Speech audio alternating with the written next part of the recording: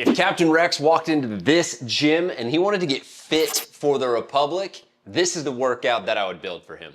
If you're new to this channel, my name is Paul Klingen and I've created hundreds of Star Wars themed workouts that has helped tens of thousands of people all around the world completely change their life by tapping into their alter ego. And it's based on 7 years of experience working with 500 plus individuals as a trainer and nutrition coach. By the end of this video, you're gonna have a complete workout program that you can take to the gym that is both effective and fun and themed off one of the most legendary Star Wars characters of all time. Nice shot. The name's Rex. But you'll call me Captain or Sir. Sir, yes, sir! So the plan is to break down every single exercise that you're gonna be doing day by day so you know the reps, the sets, any modifications that you need to make. And as you go through this video, see if you can catch the references to Captain Rex. So if you're tired of feeling like a noodle-armed cadet, or you've noticed that your Jabba the Gut is starting to poke out of the bottom of your armor, let's get locked in. It's time to get fit for the Republic so that you can Captain Flex on all of your buddies at the pool with confidence. And remember, Trooper, don't just watch this video and go about your day. Go down to the comments and download the PDF so that you can start training like Captain Rex today. And always remember, experience outranks everything. Before we dive into the exact workouts, first order of business is to establish what his goals are. It's always really important to have a strategy before you go into tactics. So the big thing for Rex is going to be performance. He's got to have the strength to do things like climb up the wall at Teth. So he's got to be able to pull himself up, whether that's pull-ups, rows, we want to build up the arms and the back. He's got to be able to carry gear, whether that's weapons, whether that's ammo, whether that's setting up a base. He's got to be able to carry things and have that grip strength. And then finally, if he's got a fallen brother that he's got to carry to a safe space, he's got to be able to pick up a 200-pound man. Next, we got mobility. Really important to be able to maneuver in tight spaces. Skywalker's gonna get you in all sorts of predicaments, and so you gotta make sure that you can handle those with agility. So working on things with mobility, that's gonna include things like flexibility. Last but not least, we wanna look at his endurance. So his ability to perform with a high heart rate and make sure that he's still able to stay locked and focused on the mission even as he starts getting a little bit winded. So we need to make sure that we're doing some conditioning. We need to make sure that we're doing some low steady state cardio. So we're gonna have cardio, and then the other part of this too is being able to do it with his gear on. So weighted vest is gonna be something that we're gonna train with to make sure that he is not just building up his endurance and his engine, but he's doing so under load. So strength, mobility, endurance. Now let's get into the workouts. Day one, International Chest Day, AKA upper horizontal. The first exercise is gonna be an incline bench for 4 reps of 6 to 8 reps. Try to aim for about 2 minutes between sets so you can fully recover and put maximum effort into each rep. And then week to week, I would either try to add 5 pounds to the bar or add an additional rep in those 4 sets. Next exercise is gonna be a cable row, and really focus on prioritizing your posterior chain. And building a big, strong back is gonna help make sure that your shoulders are injury-free. And so with that 8 to 12 rep range, we're actually able to get in a little bit more volume for the back because we spend so much time rounded with our shoulders. People just prioritize the chest more than other muscles. And so this is gonna help to offset that. Still aim for 4 sets. That 8 to 12 rep range gives you a little bit wider of a rep range to progress with those reps. Next gonna be a really fun one, the landmine rotate and press. This is gonna be a combination of explosiveness and athleticism. Aiming for that 6 rep range enables that you don't see a big fall off, either from a skill standpoint or from a power standpoint. So really make sure that you are resting in between each side so that you can be as powerful as possible, both on the left and the right side. Next, we've got the landmine row. I figure we already have the landmine out, might as well use that exercise and be really efficient with our time. And this is just gonna focus again on building more of your back. 3 sets, 8 to 10 reps. And if you can build your back bigger, you can throw more troopers over on the side of it and help carry your brothers to safety. Next, we'll go into an accessory lift where we're gonna mix in a superset for the shoulders. Rex is always firing off his blaster pistols, and so he's gotta make sure that his arms can handle the weight of the blaster. So focusing on your delts here is gonna enable you to really have the strength and the look that the clone troopers have with their armor. And so the 3 sets of 10 reps doesn't necessarily need to be exactly 10. What we're going for here is failure. So if that means going a little bit heavier, go a little bit heavier. If that means going a little bit lighter, go lighter, but find that sweet spot around 10 reps. Finally, finish it off with some explosive core work and some additional conditioning with a superset between med ball slams and jump ropes. Next is gonna be day 2, and we're gonna focus on the lower body and really prioritize the posterior chain. This is also gonna be helpful in making sure that Rex can pick up ammo or weapons or troopers and sling them over his shoulder and not have his low back be an issue because his core is really integrated with his hips, with his glutes, with his hamstrings. So the first exercise we're gonna do is some Bulgarian split squats, or if you're in the Star Wars universe, some Gamorrean split squats, because it makes you squeal like a little pig, because these are tough. And you always want to start and eat the frog in that first exercise. But I actually really like doing this because this is going to help you get into each hip individually as opposed to loading the spine. So that when you do go to do some trap bars, you actually have already started to activate the hips, the hamstrings, and the glutes.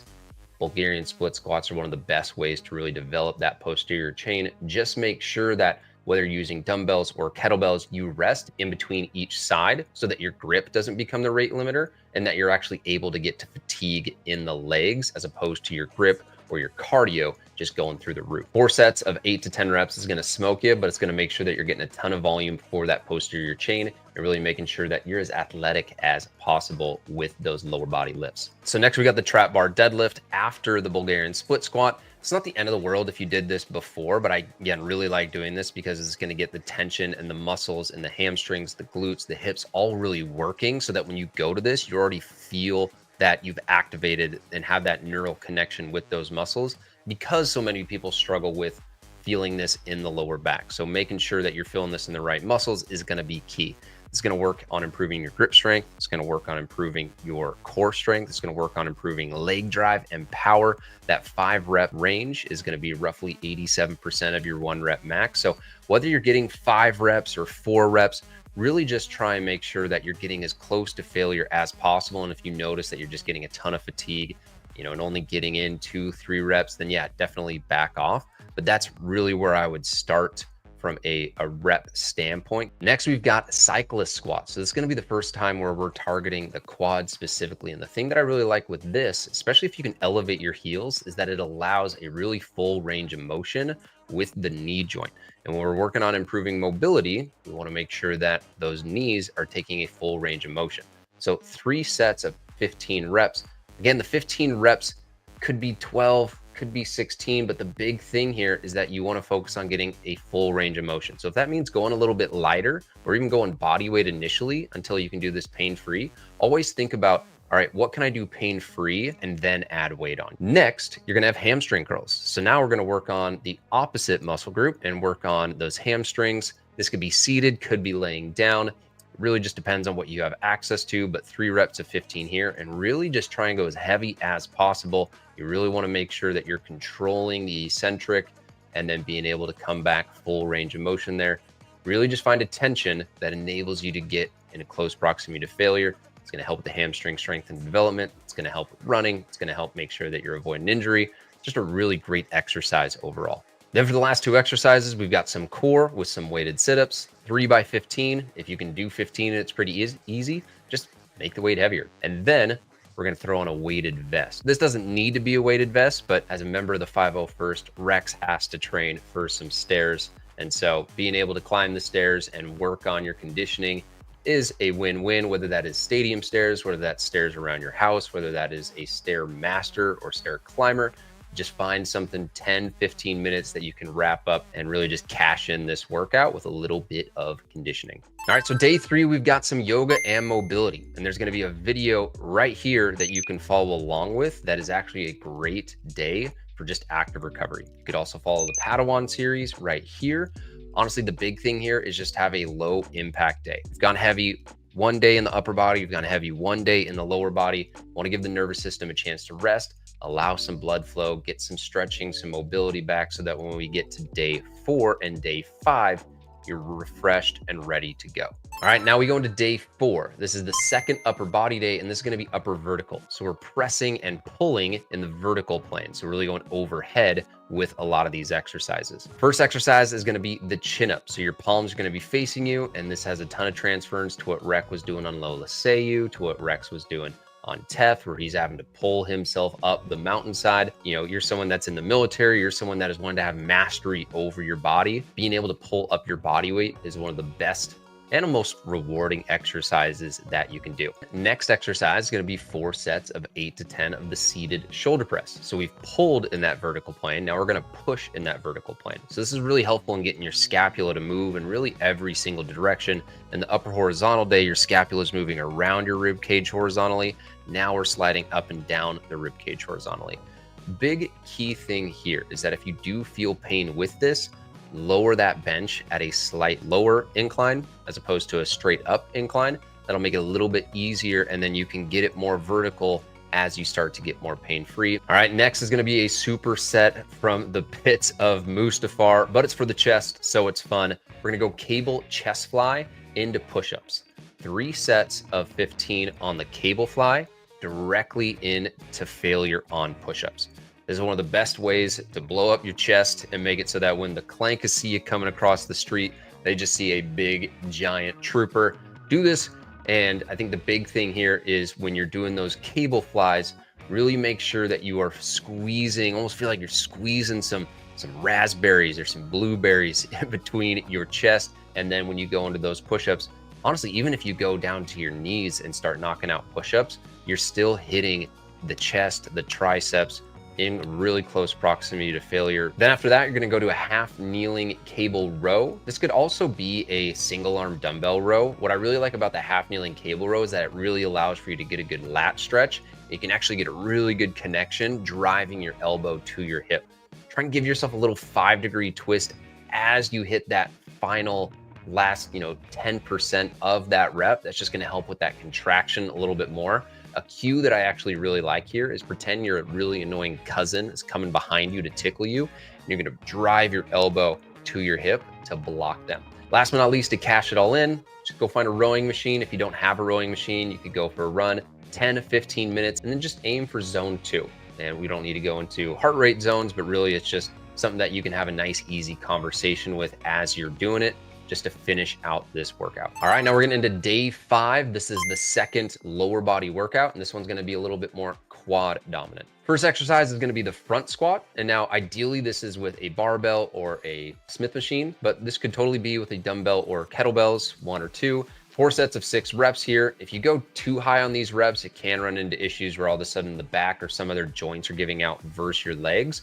But really just make sure that you get really comfortable with the movement, and then add 5 to 10 pounds until you can't hit 6. Then if you're hitting 5 or 4, that's a sign to back off just a little bit, and that's gonna be a great place to start. From there, we wanna flip over to the opposite side of the legs and go with an RDL. What I like about this is that it's a exercise that is loading the hamstrings while they're getting lengthened, right? But the hamstring curl, that's a shortened hamstring exercise. Here, we're loading it up while it's being stretched. So this is gonna help with injury prevention. This is going to help with sprinting. This is going to be something that is just a great exercise to really build and develop not just the hamstrings, but the glutes as well. It's going to be something that is great for developing posterior chain and giving you a little bit of balance on a day that is pretty quad heavy. Next, you've got hack squat for 3 sets, 8 to 10 reps. And now this could be done on a hack squat machine. You could switch this over to a leg press if you need. A lot of gyms are going to have a leg press. You could do a landmine hack squat. You could do a Smith machine hack squat. That would probably be ideal if you don't have a hack squat machine. But again, just like the cyclist squat, what we really want to focus on here is getting a really deep full range of motion exercise of the knee joint so that the quads are being challenged as much as possible. Next, we've got a superset. So we're going to rack kettlebells or dumbbells, whatever you have access to. Could be sandbags, but whatever it is you're doing, rack something on your shoulders. We're going to rack reverse lunges for 8 reps. Then we're going racked side lunges for 8 reps. You'll do 8 for each side. You'll rest after you do both sides. So go reverse lunges, then go into side lunges. Now, the reason we're doing this, one, we're getting movement in multiple planes. We're going reverse, we're going side. But if Captain Rex is loading up a rocket launcher on his shoulder and getting into a reverse lunge, we got to make sure that you're training for that as well. If you got time and your legs aren't completely smoked, 15-minute run, something in a zone 2, zone 3, that is just more of a cash in type run, but that's a great way to finish this one off. All right, and finally, you got day 6. So this is gonna be a conditioning day, and there's 2 different options you could do here. The first one is going to be 4 rounds of pull-ups to failure, dips to failure, and then a 0.25 mile run. So quarter mile run, 4 rounds of that. Shouldn't take you terribly long, but it is going to absolutely zap your back, your biceps, your triceps. Then you're going to go and run fatigued. We're not trying to go heavy as much as we're really trying to develop your energy system and really have you work through your lactic threshold and have that sense of, yeah, kind of dizzy, kind of burning muscles, and still being able to continue on. Because if you're Captain Rex and you're on the battlefield, sometimes your muscles are going to be burning, sometimes you're going to be tired, and you got to keep fighting anyway. 4 rounds of that. And then if you're like, hey, I want to do some more, you can either add rounds or you can do the second circuit, which is going to be a 20-minute AMRAP.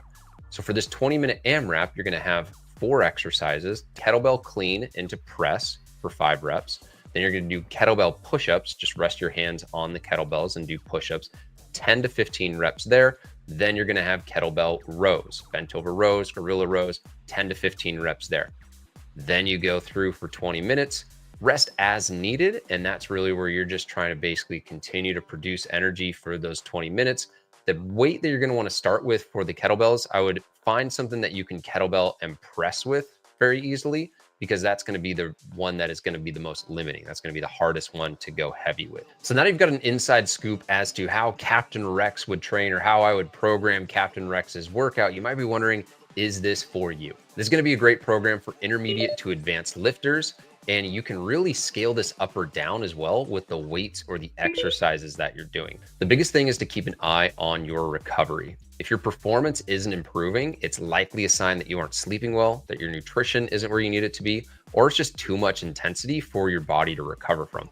If you want a PDF version of this entire routine, you can go down to the pinned comment and download it there. And if you're looking for something less advanced, maybe you want to train like a trooper and just follow along to 15, 20-minute workouts with me in a helmet, you can also find those on my channel. Just go down below onto the main channel page and you're going to see dozens of workouts that you can do, from beginner body weight to longer dumbbell or kettlebell workouts in different characters. Drop a comment with any questions. If you enjoyed this video, hit a like and subscribe, and I'll catch you guys in the next video.